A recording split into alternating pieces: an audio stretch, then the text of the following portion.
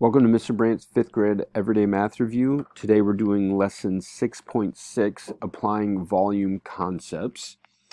And volume has three dimensions. It's 3D. And those dimensions are, it has length, it has width, and it has height. So there's two formulas for that.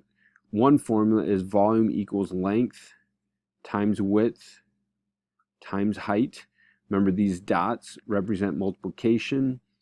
We don't use x's because of the variables.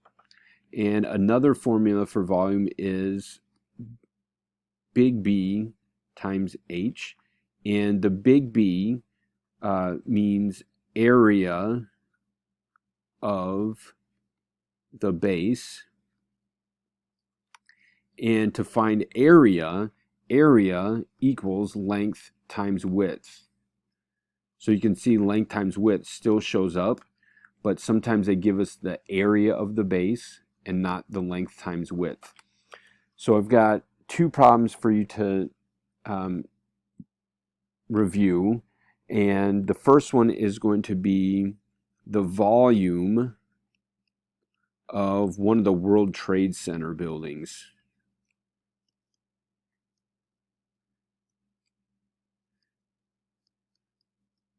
So volume of one of the World Trade Center buildings. And the dimensions of that particular building are, so the length is 208 feet. The width, so I'll put the length up there, the width is 208 feet. And then the height is 1,368 feet, and that's without the antenna or the spire up at the top. So if we're going to find the volume of the World Trade Center, what would we need to do? Well, if we come back up here to our formula, we can see this formula would work. Length times width times height. Now that's some really big numbers, so I'm going to pull up a calculator, and I don't know if you're going to be able to see this calculator or not. But we're going to take 208 times 208 times 1,368, and that equals 59,185,152. So on your home link, you're asked to write the volume. So for this particular one, the volume equals 59,185,152, and that is feet cubed, or you could say cubic, let me put the or in, or cubic feet. Remember, since it's three dimensions, we have this exponent of 3 for the length, the width, and the height.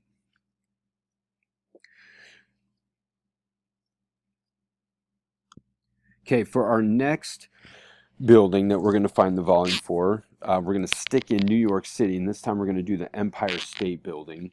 And the dimensions of the area of the Empire State Building, the area of the base is 79,288 feet squared, and the height, again, this is without the antenna up at the top, is 1,250 feet. So if we look at our two volume formulas, this one will work for this problem because they give us the area of the base. Again, these are huge numbers, so I'm going to pull out my calculator. And the area of the base is 79,288. And I'm going to multiply that by the height, which is 1,250 feet. And that gives us 99,110,000. So our answer would be 99,110,000 feet cubed, or cubic feet. And remember, it's cubed because it's 3 dimensions, length times width times height. Now, one thing I forgot to mention with the other problem, and I'm going to go back and do that right now. On your home link, they ask you for the number model. So how did you figure out this problem? So for the World Trade Center, we took the length, which was 208 feet. We multiplied that by the width, which was 208 feet. And then we multiplied that then by the height, which was 1,368 feet. And the number model includes the answer of 59,185,152. So we have to do the same thing for the Empire State Building. So for our number model for the Empire State Building,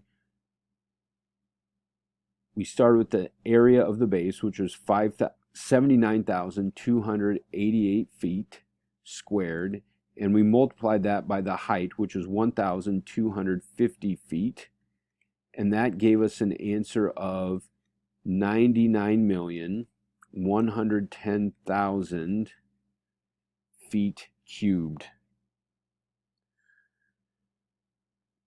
Now, our practice problem for this home link is some fraction and whole number multiplication. We're going to go with 3/4 times 16. And there's a couple of different ways we can think about writing this problem. The first one is we're going to go 3/4 times 16, and we're going to turn that 16 into a fraction. So 16 can be written as 16 over 1. When we get it to this form, hopefully you remember that to multiply fractions, you just multiply the numerators together. So 3 times 16 and then 4 times 1. So I'm going to come down here and I'm going to do 16 times 3, which is 48. So we get 48 fourths. And 48 fourths, we could leave it like that, or we can go ahead and turn it into a mixed number. So 48 divided by 4, there's one group of 4 and 4. 1 times 4 is 4. We subtract and we get 0.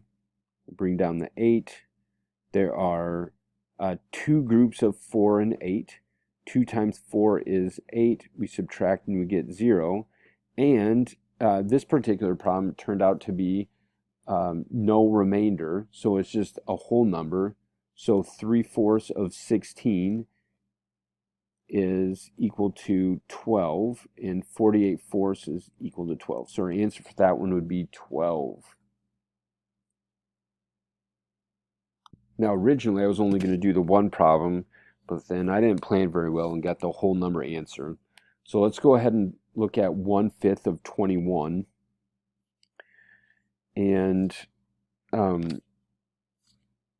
I guess I made another mistake. They're actually writing 1/5 times 21, which as we know from previous lessons, 1/5 of 21 and 1/5 20 times 21 means the same thing. So we can just turn our whole number 21 into a fraction by putting it over 1. 1 times 21 is 21. 5 times 1 is 5. So we get 21 fifths. 21 divided by 5 is 4. 4 times 5 is 20. Subtract and get 1. So we have a remainder of 1. Our whole number, or our quotient, the whole number quotient is our whole number for our mixed number. The remainder becomes our numerator, and the denominator doesn't change. So 21 fifths is the same as 4 1/5.